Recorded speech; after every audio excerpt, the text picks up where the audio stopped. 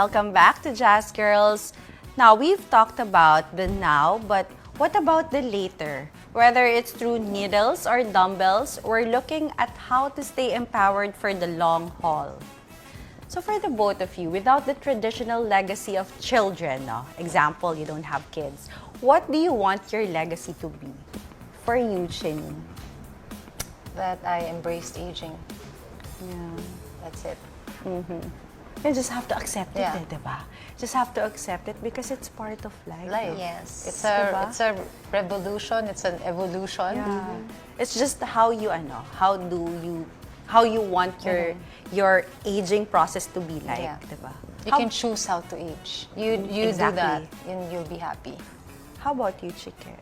I think it's that I advocated for everybody, regardless of age, to be health conscious. Health conscious. Yes, to prioritize When you their say health. health conscious, hindi naman dapat 36, 24, 36. It's not about the vital stats. It's Oo. about the, What you feel Having inside. yun nga, good health markers, being strong, if you have kids, being able to play with them regardless of age, being able to travel na walang tungkod, na walang assistant, being able to carry your luggage, 'di ba? Na hindi ka kailangan ng magsama pa ng yaya when you travel. So those things like setting independence regardless of age, I think that's what I want to be known for, like advocating that. How do you plan for your senior years differently, both financially and socially? For the both of you, how do you plan that, guys? I want to travel and see the world more. And I also want to have my children with me and see my grandchildren. That's one of the things that I am so excited about, is having to see my grandchildren. Yeah. Yun na yun, mag-aalaga na lang ako ng apo. That's my plan. Kasi hindi lahat nakikita yung mga apo Yeah. nila. Yes. Diba? How about you? For you? Planning, as I've mentioned earlier, it's really setting up for the future. Like being financially stable now, investing, so real estate, yes, real estate broker. So investing in real estate, which we've been doing for the last 10 years. Trying out stocks, yung things that would help grow your money nga, so you can retire early. Sabi nga nila, you do not place your money in one basket. Yes. So, yun, diversity, which is what I also advocate for as a real estate broker. And at the same time, it's also banking on your muscles, on your health. So, we were talking about menopause, perimenopause earlier. And I think it's popular naman nowadays. People are getting educated, like what Ms. Chinie said, information is available online, and there are a lot of content creators focusing on perimenopause. But I think we really need to put more value in putting muscle, kasi it would be your anti-diabetic, your anti-cholesterol. So, yeah, putting Yes, muscle. muscle. yes. So, Oo, yung iba kasi, ang focus lang nila is just to lose Lose weight, weight, yes. diba? Calorie deficit, tama? Yes. So, kailangan you have to eat a lot of protein to build the muscles. yes. Syempre, strength train. Yeah. Also work on, actually, madami siyang area. And if you think about all of it, parang it's kind of intimidating, stressful. So, my suggestion is just start with one habit. Like walking, or like what you said, Ms. Jazel, banking on your protein. So, one at a time. And then when you build the habit, it's gonna be easier from there. Yeah. If a woman has never done a detox, is 40 too late to start? No, you can start anytime, kahit 20s ka pa. That's when you start detoxing. And it's very broad. Again, it's you can detox your mind, you can detox your body, you can detox your energy. Your environment. Yeah, your whole environment, your whole ecosystem. Yeah. So it's not too late. It's actually start now. Even if your 50s Yes, na, regardless start. of your age, just start. How does being a fitness coach with you, Chikeno, change your perspective on mortality? It hasn't changed one bit, knowing that, we're all just borrowing our lives from God. Yeah. So, So, feeling mo, abot ka ng 100? that's the goal. But, yeah. And nowadays, kasi, we're also focusing on longevity, which means not It's just possible. long life. Kasi, wait. Let's give an example. There's certain politicians, diba, na talagang old age, like, Or even sarili, private right? individuals, they're centenarians na, they're still strong, very strong in mind, strong in body. So it's not just, for a particular demographic na Wait, kailangan wait mayaman. lang. Is it possible to happen na tatanda ka ng at that certain age, like 100 plus, nang wala kang ginagawa, like stem cells, ganyan? I think with the technology and the development nowadays, there is no reason not to Yeah. reach if God grants, for you to have a long Pero hindi life. pwedeng ganun lang. Kailangan Oo. samahan mo ng ano. Yes, you have the scientific supplements, injections like for longevity. But at the same time kasi it's strength and muscle building that would give you that quality of life. So it's not just about living for 100 years. It's about living a quality life for 100 years. So Pwede that's the kasing goal. umabot ka ng 100 but you're not happy. Yeah, or may diba? maintenance ka. Or your life is miserable and you just Yes. wanted to end your life but sabi Yeah. ni God, dyan ka Diyan lang. ka lang. You still have a purpose. Yeah, hindi pa time. Oo, hindi pa tayo mag-meet, no? How about for you, Chinie, no? What is the most empowering part about saying no to marriage? Kasi you had Points. marriage Saying na. no to marriage. At this time? Yeah, at this time. Or you're open pa? I'm actually open. I'm you're actually open open to, yeah. I mean, emotionally, I'm in a good spot. Yeah. I've worked on my healing journey. So Okay. I'm very open. You're open Yes, pa. so Open pa it's naman yes, pala. yes.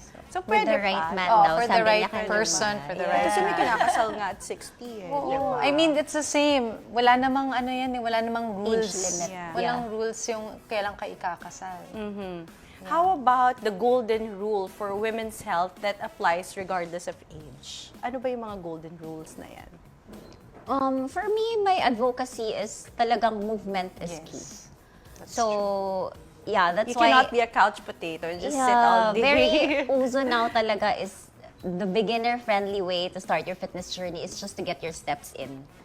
Can you expound? When you say get your steps in, like what? You walk around the house? Yes, you walk around the house. Kasi at this age and time where everything is so convenient, like, hindi ka na nagluluto. Plus, Hindi na Order. gumagalaw. Yes, order ka na oo lang ng nga. food. Grab na lang, di ba? I mean, Tsaka when you even yung mga remote ng curtains. remote, yes, press smart na locks. lang. You have your robo-vacuum. Hindi Yeah. na ikaw yung Hindi gagawa. na. So, I think yun, movement is key. It doesn't have to be intentional na, I have to do like 5,000 steps. Just do house chores, mag-walk ng dog, go to the park, go outside. Just prioritize na at least you have 10 to 15 minutes a day that you have sun exposure, tapos you get to walk, move your body. Yan. So, dapat sun exposure. Yeah, in addition to that, 'di ba? Yung mga nakatira sa mga provinces, they're very healthy. Yeah. They're not equipped with the technology in the Yes. metro. Pero sila yung gulay, pagkain. They ground every day. Tsaka their air. It's Oo, more fresh. Fresh, Diba? yes. Sun exposure. Yeah. So, Nagga-gardening sila. meron sila, yun yung lifestyle nila. Kaya mas less yung yung real na they have to always go have themselves checked. Kasi nature yung kasama nila all the time. And yun nga, movement. Sabi nga nila, di ba, whatever's built ni God, that's safe for you to eat. Yeah. Whatever is in the nature, di Yes, ba? totoo. Huwag lang yung ginawa ng scientist. Yeah. Ang labs. Pero how do you guys stay relevant and vibrant in a world that often prizes youth above all else? I don't care. Dagma to the don't world. care. I do me. That's it. You know. With you. Ako naman, you know what I realized? That I love aging. Kasi that's my current content in my Instagram story. I love pulling out videos of me working out when I was 25 and wala pa akong muscle and I don't have all this strength. And then I tell my husband all the time, you know what, I'm excited na in the next 10 years, what else can my body do that I can't do now? So ganun na siya Exactly. for me. Diba? 10 years from Oo now. nga, eh, no? It's so Aging. like This you. is exactly what we love to hear is I love aging. This is how the narrative should be. And right with the now. presence of women advocating and then you see that in social media, which is a good influence. Yes. Like you, Miss Chinie, na parang, what? I want to be like that. So I'm excited to turn 45. Ganun na siya. I'm not dreading it, but there's a certain excitement in me. Oh, you have to. You got to. Pero guys, no, what is your definition of women of empowerment in 2026? Unapologetically age. Ayan. Unapologetically do what you love. That's it. For me, it's just do you, do what makes you happy, content, and vibrant. Yeah. With you.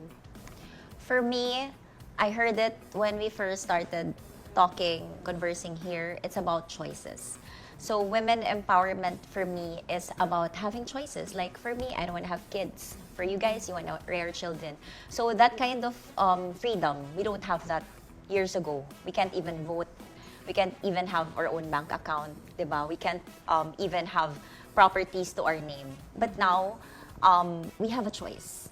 And it's all about taking advantage of the choices that we have now. So what lifestyle habits do you hope to maintain or improve in the coming years? Meron ba? I'm very consistent with my habits. Ay, congratulations. Yes. Ako, ayun ang I'm goal very ko. consistent. Yeah, Yeah. be consistent. Consistency Kasi ako, is- I go to the gym. I go to the gym naman, no? But not every day. Like, not even 3 to 4 times a week, no? In as much, I try to go at least once a week. Pinipilit ko talaga. Pero hindi ko kaya magbuhat. Like, magbubuhat ako ngayon. Next week, hindi, nagbuhat na ako last week. Yun yung goal ko, maging consistent. Okay. How about you? That's a good goal. Yeah. Yeah. Ah, So, good goal. hindi, I think good goal yun. And we all have our own timeline. Yes. So, you don't have to pressure yourself na to be like me. Like, because you're a working mom, di ba? You're a busy homemaker.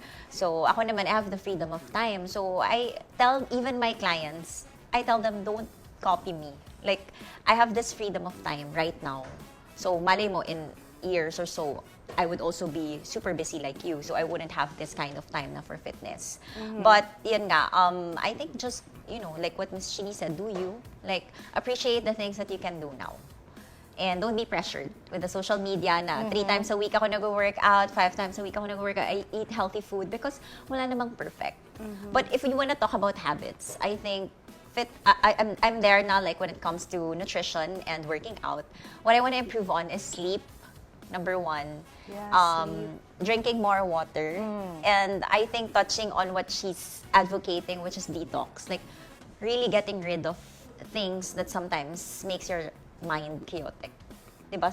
Paggising sa umaga, naka-cellphone na, check na ng work or social media. So, I think that's really what I want to build on. So for everyone, no, what advice would you give other women about maintaining a healthy lifestyle? Healthy mindset. It starts with your mindset, how you view yourself and you view your life. And just looking at your, you know, we always say, stay in the present moment, but also know that how is my future self going to be? Is she going to say, I'm proud of what you did? Or I'm so happy that you did this or made a decision for yourself today?